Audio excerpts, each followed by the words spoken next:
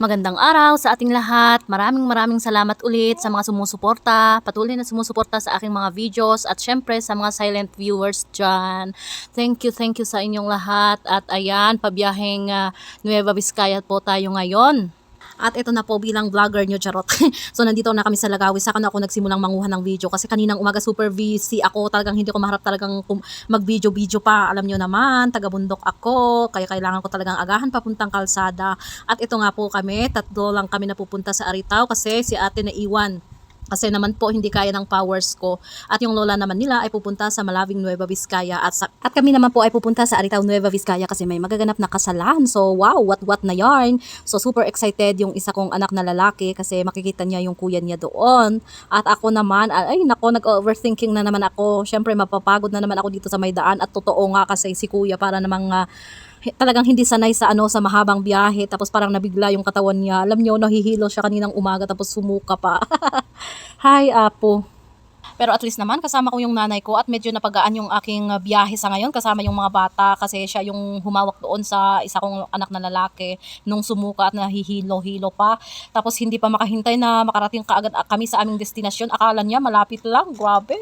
Hi, puro siya reklamo sa daan, promise. At dahil nga sa kainonsentehan, hindi niya alam na halos 5 hours yung biyahe namin from Hungduan to Aritao.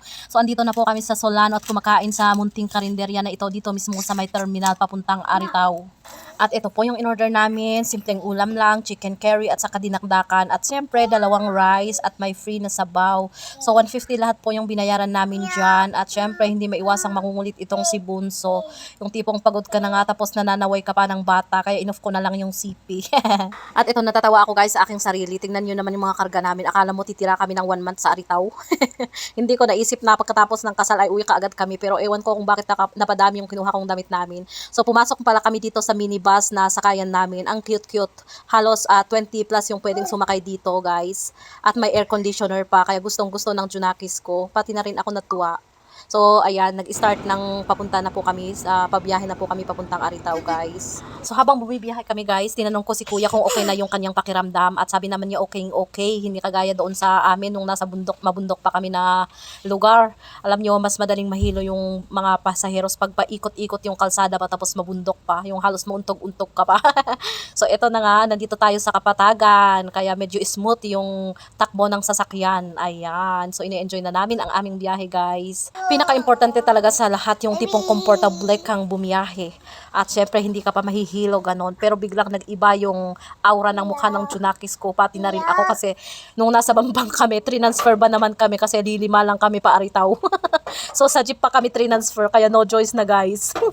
Kahit ayaw ng Junakis ko wala siyang magawa. Hindi naman namin pagmamayari yung minibus na yun na with air conditioner. At ito na po kami, sumakay na po kami ng tricycle papunta po sa bahay ng lola ni Janjan at saka si Enzo. So, imbes na 3 sakayan lang, naging 4 na sakayan kasi binaba kami sa Bambang. So, ayan, tricycle na po yung ginamit namin dito kasi malapit lang po sa palengke na pinagbabaan sa amin ng jeep. So, ito po yung bahay ng kanyang mami lola. Ayan, so pagkatapos namin kumain dyan guys. At syempre, nagbanding na yung dalawang magkapatid. Habang hinihintay namin si Janjan na matapos kumain at saka si mami lola niya. At ayan, tapos na nga kumain si kuya Janjan. Ayan, nanood sila ni kuya niya Enzo. So, nagbanding-banding din silang magkapatid. At syempre kami naman, sinabi ni mami nila na punta na kami dito sa pansamantalang kwarto namin kasi magpapahinga na kami, kakapagod kasi yung biyahe. Sobra, parang gustong-gusto kong matulog na pero parang napaka-energetic pa nitong kasama ko. Halos ayaw niyang matulog eh. Grabe. At ayan na po tayo, habang nakahiga na pa, thank you Lord na lang ako kasi safe na safe kami nakauwi dito sa Aritao. Kahit mahirap man bumiyahe. At hanggang dito na lang muna. Thank you ulit.